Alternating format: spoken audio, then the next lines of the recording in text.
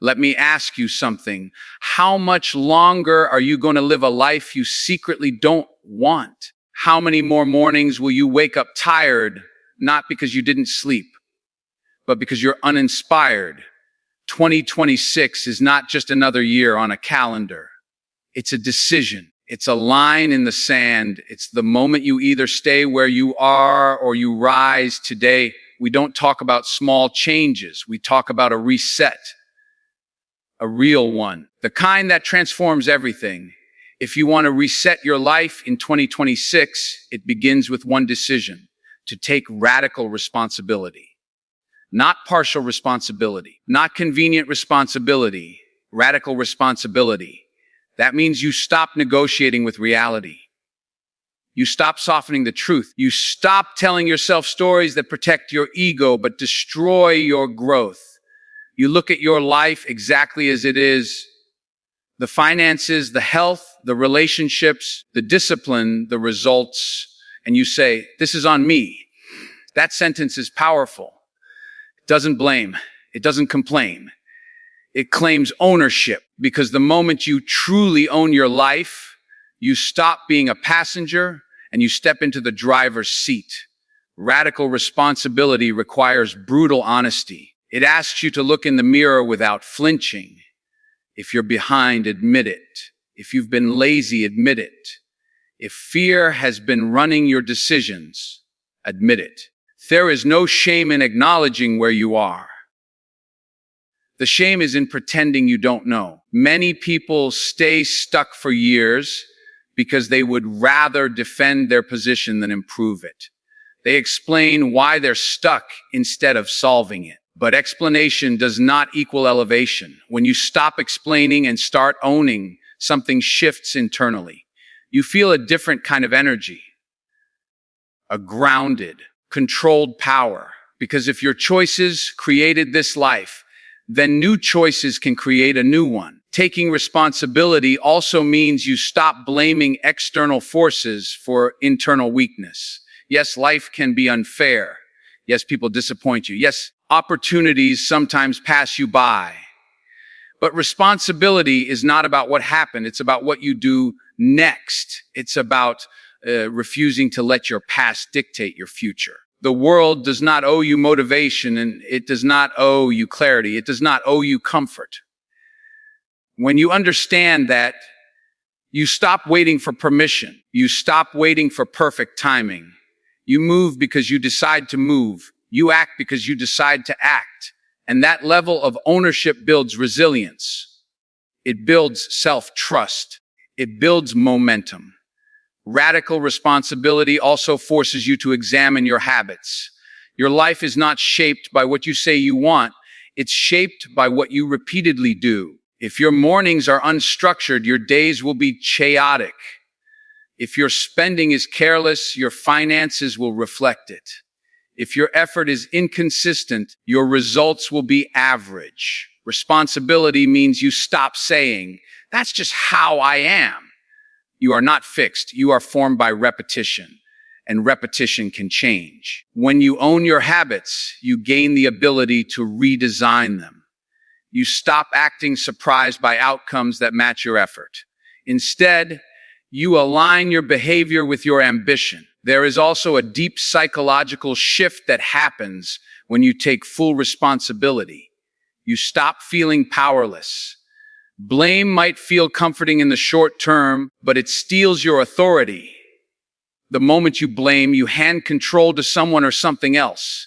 Radical responsibility pulls that control back. It says, even if I didn't choose the situation, I choose my response. That mindset changes everything. It transforms obstacles into training grounds. It turns rejection into redirection. It turns failure into feedback. You begin to see every challenge not as proof that you're incapable, but as evidence that you're in the process of growth. That perspective builds unshakable confidence. And here's the truth: most people avoid responsibility as heavy at first. It feels uncomfortable. It removes excuses. It exposes weaknesses. But on the other side of that discomfort is freedom. Freedom from dependency. freedom from waiting, freedom from repeating the same cycles year after year. When you fully accept that your future depends on your daily decisions, you become intentional. You choose your actions with purpose. You measure your progress honestly. You correct your mistakes quickly. Radical responsibility doesn't make life easier overnight. It makes you stronger immediately. And strength is the foundation of any real reset. If you truly want to reset your life in 2026, you must understand one powerful truth: growth begins with subtraction. Before you add new goals, new routines, new ambitions, you must clear the space. You cannot build a new life on top of emotional clutter, toxic habits, and outdated patterns. A reset is not about stacking more on your plate. It's about removing what's weighing you down. And that requires courage, because letting go is rarely comfortable, but it is always necessary. Look closely at your life right now. What drains your energy? What distracts your focus? What keeps you operating below your potential? Sometimes it's obvious. Unhealthy relationships, constant negativity, time wasted scrolling without purpose. Other times it's subtle, self-doubt disguised as caution, comfort disguised as stability, habits disguised as personality. The hard truth is this: not everything in your life deserves to come with you into the next chapter. Some people were meant for a season. Some habits were formed for survival, not success. And if you don't intentionally remove them, they will silently sabotage your reset. Eliminating what no longer serves you also means confronting your environment. Your surroundings influence your standards more than you realize. If you spend time with people who normalize mediocrity, you will slowly lower your expectations. If you stay in spaces that limit your growth, you will unconsciously shrink your ambition. A reset may require difficult conversations. It may require boundaries. It may require walking away from situations that feel familiar but no longer align with who you are becoming. That doesn't make you selfish. It makes you focused. You cannot evolve while clinging to what keeps you stagnant. There are also mental habits that must be eliminated: old narratives, old labels, old fears. Maybe you've been telling yourself, "I'm not disciplined," or "I'm not good with money," or "I always quit." Those statements might have described past behavior, but they do not have to define your future identity. Holding on to limiting beliefs is like carrying unnecessary weight on a long journey. The further you try to go, the heavier it feels. If you want to reset, you must challenge those thoughts. Replace them. Refuse to let yesterday's version of you control tomorrow's possibilities. Letting go is not weakness. It is strength under control. It takes strength to say no to what's easy. It takes strength to detach from what's comfortable. It takes strength to admit that something or someone is no longer aligned with your growth. And understand this: elimination creates clarity. When distractions are removed, your focus sharpens. When negativity is reduced, your energy increases. When unnecessary commitments are cut, your time becomes intentional. Space is powerful. Space allows new habits to form. Space allows better opportunities to enter. Space allows you to breathe and rebuild.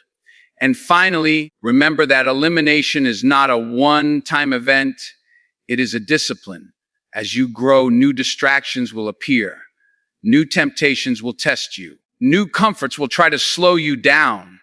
A real reset requires continuous evaluation. Ask yourself regularly, is this helping me become who I want to be? If the answer is no, have the courage to release it. Because every level of growth demands a new version of you.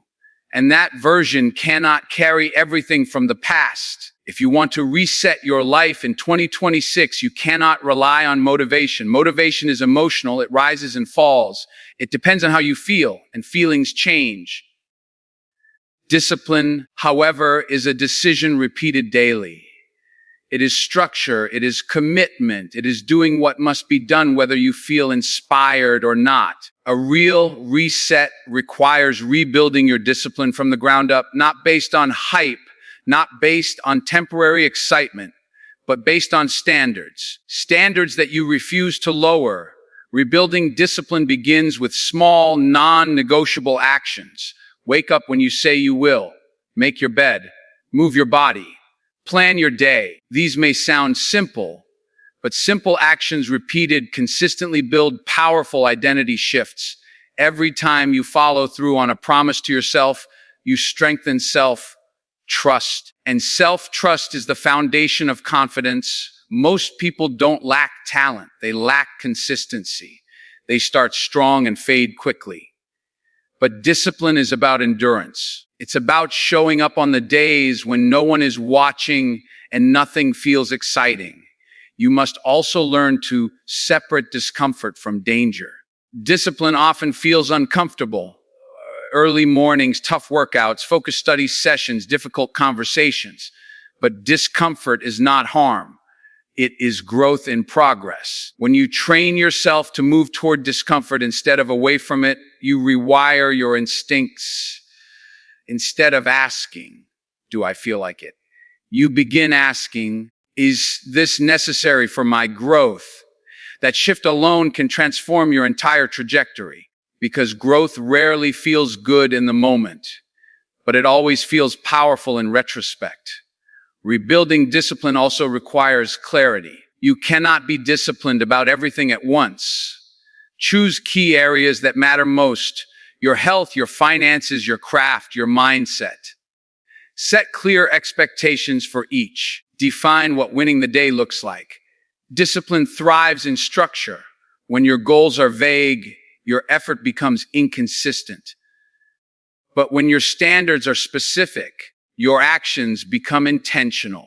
You stop drift directing, and direction creates momentum.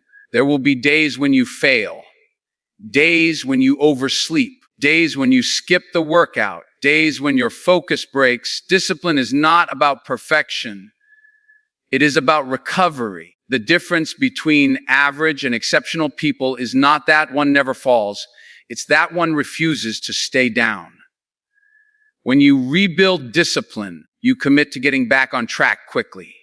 No guilt, no dramatic self-criticism, just correction. The faster you correct, the stronger your discipline becomes. And understand this clearly: discipline shapes identity. When you consistently do hard things, you begin to see yourself as strong. When you follow through repeatedly, you see yourself as reliable. When you push past excuses, you see yourself as capable. That identity shift is the true reset. You're no longer someone who talks about change. You are someone who lives it daily. Rebuilding discipline from scratch is not about becoming extreme. It's about becoming dependable to yourself. And when you become dependable to yourself, everything else in your life begins to align. If you want to reset your life in 2026, you must understand this: your environment is not neutral. It is either pushing you forward or pulling you backward. Every space you occupy, every person you interact with, every digital input you consume, it is shaping you quietly, consistently, powerfully. You may think your willpower alone determines your future, but the truth is your surroundings influence your standards more than your intentions ever will.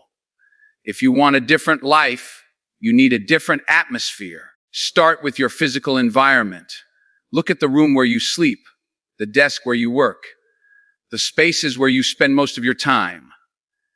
Are they organized, clean, intentional, or are they chaotic, cluttered, and draining? Disorder outside often reflects disorder inside.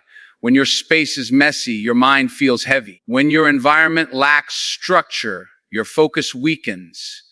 Upgrading your life might begin with something as simple as cleaning your room, organizing your schedule, or creating a dedicated space for growth. Small environmental changes can produce massive psychological shifts. Order creates clarity. Clarity fuels action. Then evaluate your social environment. Who are you spending the most time with? Do they challenge you or comfort you? Do they speak about goals or gossip? Do they take responsibility or make excuses? Energy transfers, standards transfer, mindsets transfer. If you constantly surround yourself with people who settle for average, you will slowly normalize average, not because you lack ambition, but because proximity shapes perception. To reset your life, you may need to step into rooms that intimidate you. Spaces where people are operating at a higher level. Conversations that stretch your thinking. Growth rarely happens in familiar circles. Upgrading your environment also includes your digital world. The content you consume daily is programming your subconscious. The videos you watch, the accounts you follow, the conversations you engage in online, are they feeding your discipline or feeding your distraction? If your screen time is filled with negativity, comparison, and mindless entertainment, your focus will weaken. But if you intentionally choose content that educates, inspires, and challenges you, your mindset strengthens. You don't need to disconnect from technology. You need to direct it. Your phone can either be your greatest distraction or your greatest classroom. There is also a deeper layer to environment. Emotional atmosphere. Are you constantly in spaces where you feel small, unheard, unsupported? That emotional tension drains motivation faster than physical exhaustion. When you upgrade your environment, you prioritize peace. You choose spaces where your growth is respected. You set boundaries where necessary. You stop tolerating constant negativity disguised as reality. Protecting your emotional environment is not weakness. It is strategic discipline, because your mind performs best in healthy conditions. And finally, remember this: upgrading your environment is not about luxury. It's about alignment. You don't need a mansion to grow. You need intentional surroundings. You need order. You need ambition in the air. You need conversations about progress. When your environment reflects the person you are becoming, not the person you used to be, transformation accelerates. Your surroundings should challenge you to level up, not tempt you to slow down. If you want a true reset in 2026, step into environments that demand more from you. Because when you change your environment, you change your expectations. And when your expectations rise, so does your life. If you want to reset your life in 2026, you must understand that the real battlefield is not out there. It's in here, in your thoughts, in your internal dialogue, in the quiet moments when no one is around and your mind starts speaking. Because the way you think determines the way you act. And the way you act determines the life you live. If your mind is undisciplined, your life will be inconsistent. If your mind is focused, your life will be intentional. Mastering your mind is not optional. It is foundational. Most people don't fail because they lack ability. They fail because they lose the mental war before they ever take action. They overthink. They doubt. They replay past mistakes. They imagine worst-case scenarios. They convince themselves they're not ready. And slowly, those thoughts become beliefs. Those beliefs become behaviors. And those behaviors become results. If you want to reset, you must interrupt that pattern. You must become aware of the thoughts that weaken you and replace them with thoughts that strengthen you. Awareness is the first step. Control is the second. Mastering your mind means controlling your self-talk. Listen carefully to the voice in your head. Is it encouraging or critical? Does it push you forward or hold you back? If you constantly say, "I'm bad at this, I always fail," or "I'm not good enough," your actions will reflect that identity. Your brain obeys the story you repeat, so change the story.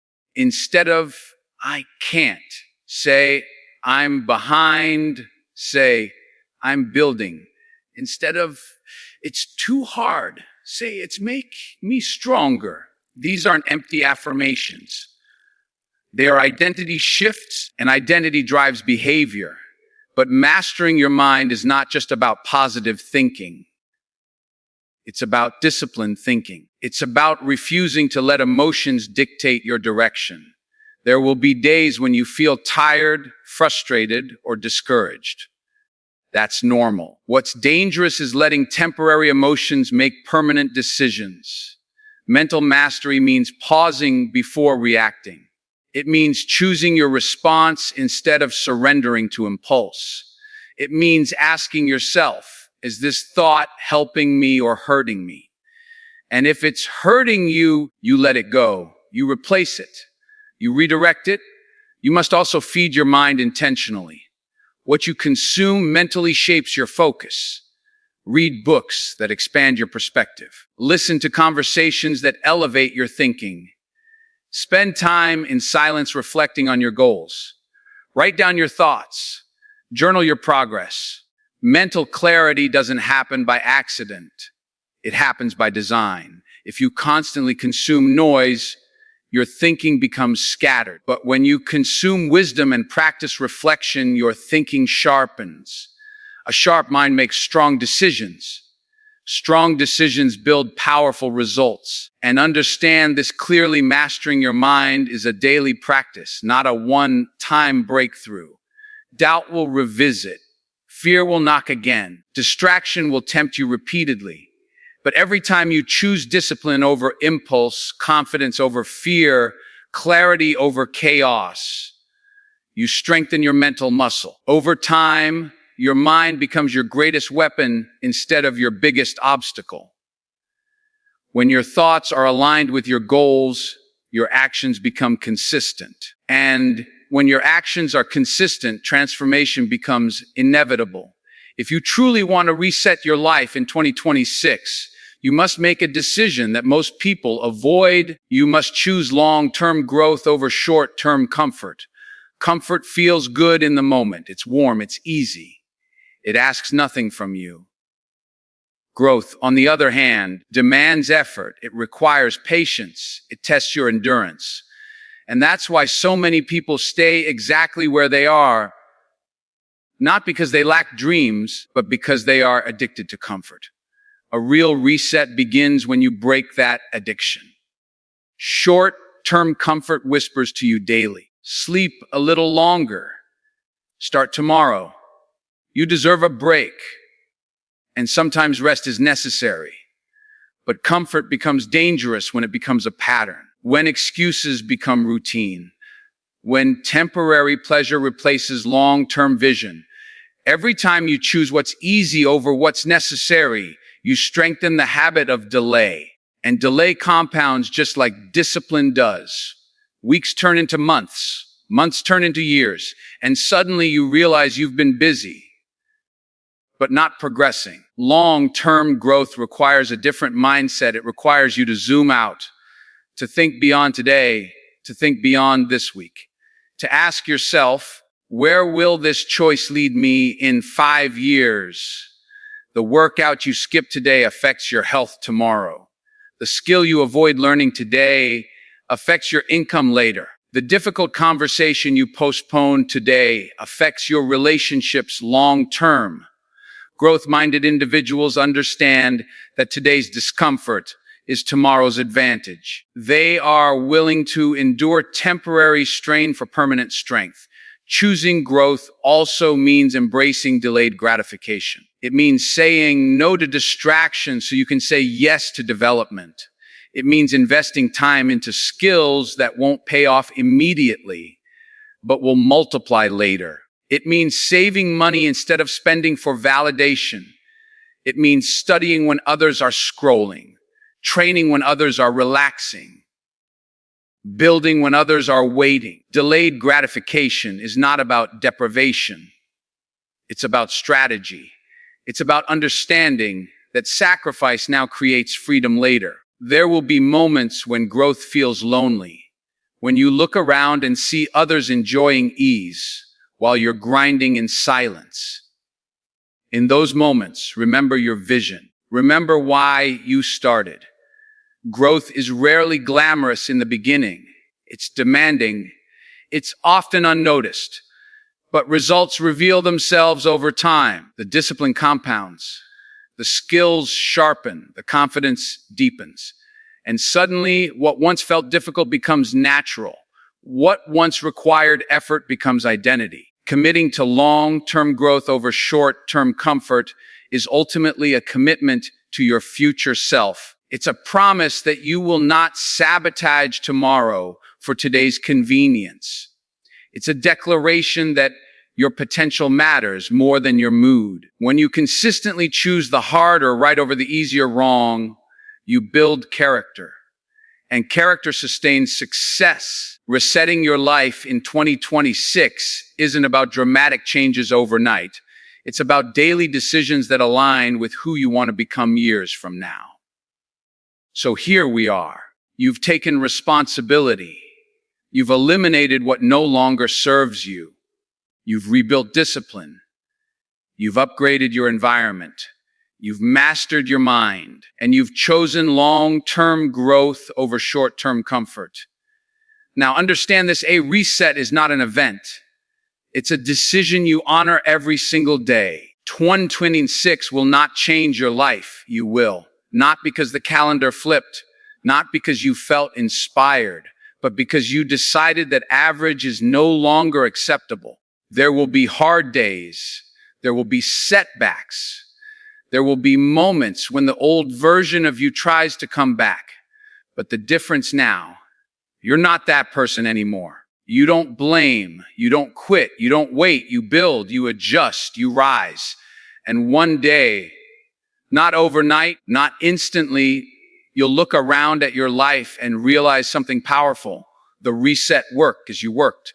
So step into 2026 with certainty. Walk like someone who has already decided. Move like someone who refuses to go backward.